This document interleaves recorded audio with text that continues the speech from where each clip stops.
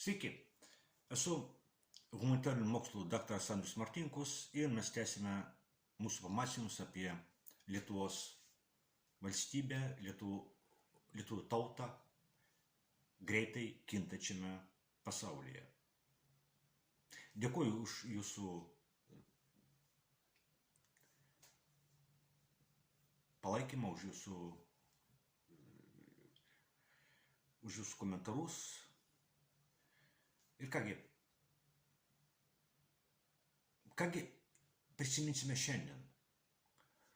Prieš 85 metus, 1940 metų vasarą, Lietuvos valstybingumo istorijoje įvyko svarbus pokytis. Vyko Antrasis pasaulinis karas. Birželio 14 dieną vokiečių kariuomenė užėmė Paryžių. O TSRS, Tarybų socialistų Respublikų sąjunga, įteikė Lietuvai ultimatumą. Lietuvos vyriausybė priėmė ultimatumą ir birželio 15 dieną TSRS kariuomenė įžengė į Lietuvą.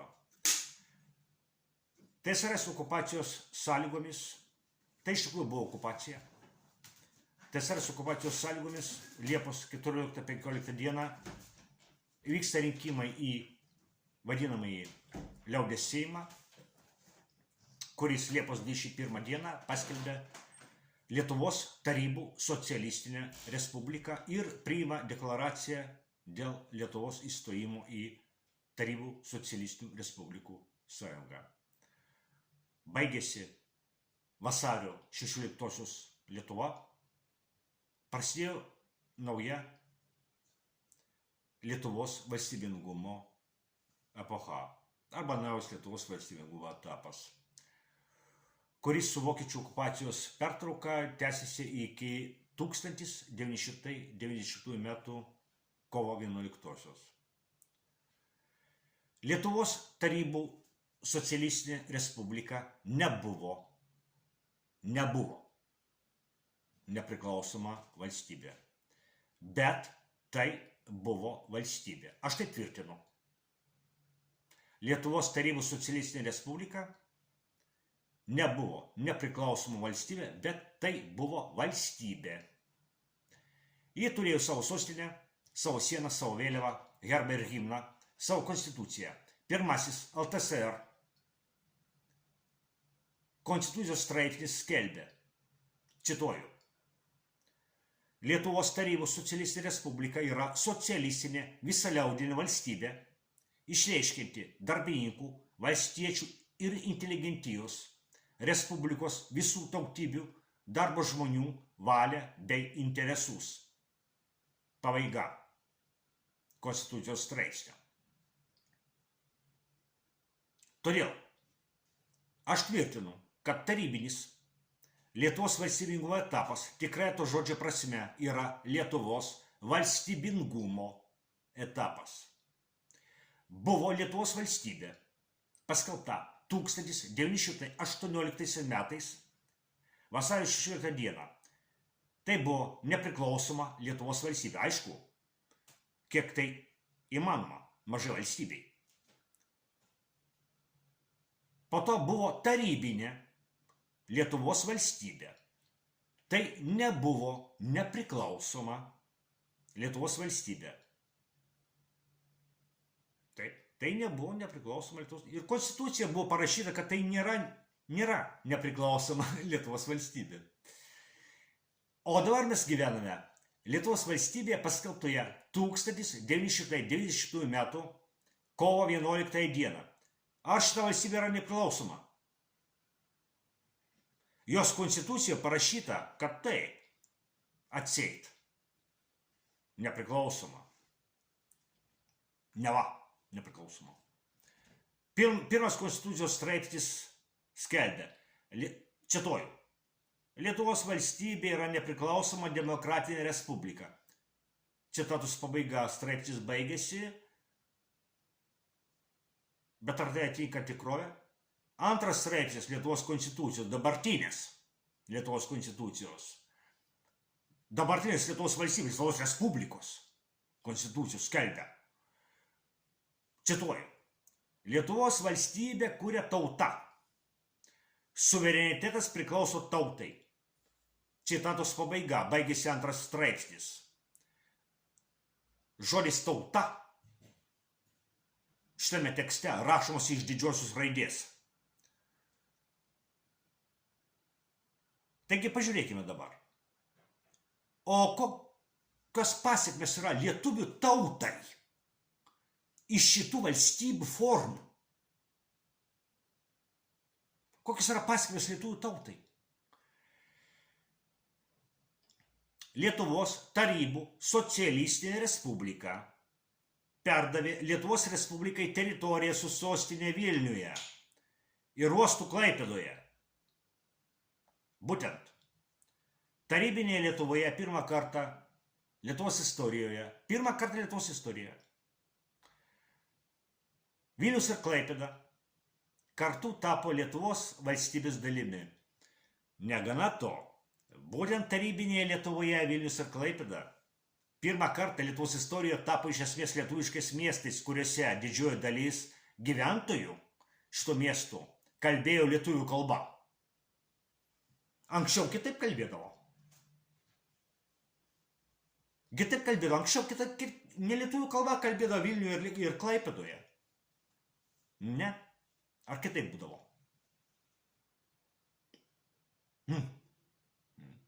Bet dar svarbiau yra tai, kad po antrojo pasaulinio karo, nepaisant pokario, nepriteklių ir represijų, gyventojų skaičius tarybinėje Lietuvoje nuolat augo.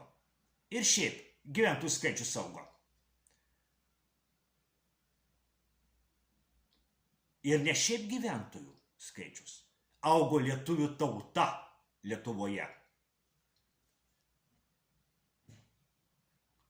Lietuvos tarybų socialistinė respublika perdavė Lietuvos Respublikai 3 700 000 gyventojų, kurių 80% buvo lietuviai. O koks yra kovo 11-osios Lietuvos valstybės veiklos rezultatas lietuvių tautai? Liūdna tiesa yra ta, kad dabartinis Lietuvos valstybingumas yra daug žiauresnis lietuvių tautai už tarybinį Lietuvos valstybingumą. Dabartinė Lietuvos valstybė lietuvių tauta neauga, o nyksta, mažėja, traukiasi. Pagal oficialią valdžios statistiką per pastarosius 35 metus Lietuva neteko 1 milijono žmonių. Lietuvių kalba Vilniuje greitai vėl taps mažumos kalba. Lietuvos miestuose sparčiai daugėja neeuropietiškos išvaizdos žmonių. Jeigu Lietuvos valstybingumo laikotarpius vertinti palankumo ir nepalankumo lietuvių tautai požiūrių, tarybinis Lietuvos režimas be abejo buvo daug palankesnis lietuvių tautai už dabartinį neoliberalų Lietuvos režimą, kuris dar vadinamas liaudiškai landsbergizmu. Tik pagalvokime, koks baisus paradoksas. Tarybų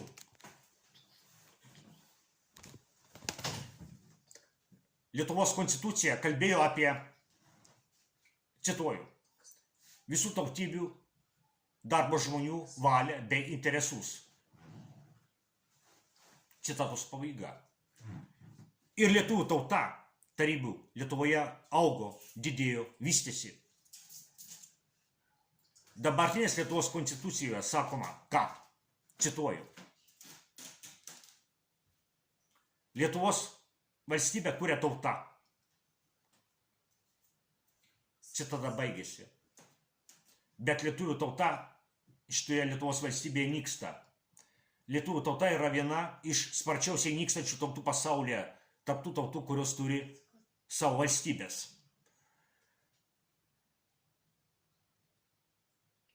Dabartinė ir taip liūdna lietuvių tautos padėtį dar labiau apsunkina globali geopolitinė situacija.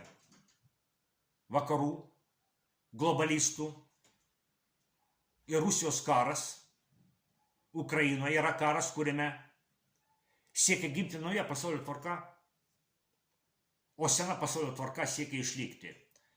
Rusija atstovauja naujai pasaulio tvarkai, o vakarų globalistai, kurie kariauja Ukrainos karių rankomis ir krajų, atstovauja senai pasaulio tvarkai. Sena pasaulio tvarka yra ta, kuri gimė žlugus TSRS.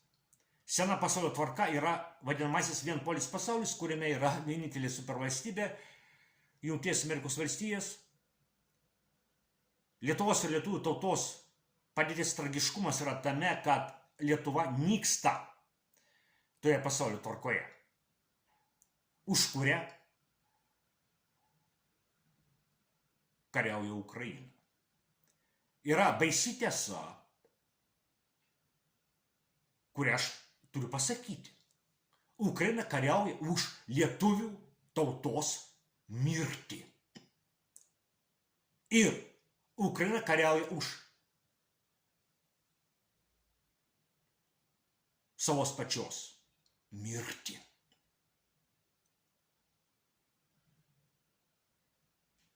Ir negana to. Lietuvos režimas yra pasiruošęs mesti Lietuvą į karą prieš Rusiją, kai Ukraina pasibaigs. Tai yra baisiausia. Lietuva gali būti priversta kariauti už pasaulio tvarką, kurioje pati Lietuva nyksta. Lietuva gali būti priversta kariauti už savo pačios mirtį. Lietuva ir taip miršta. Bet dar Nausėda ir išgamos, Šakalienės, visokie išgamos, budriai, jie dar mes likučius lietuvių tautos, kad mirtų lietuvių tauta už tą tvarką, kurie ir taip lietuvių tauta miršta. Na, toks ekspresyvus mano pasakymas. Iki kitų kartų.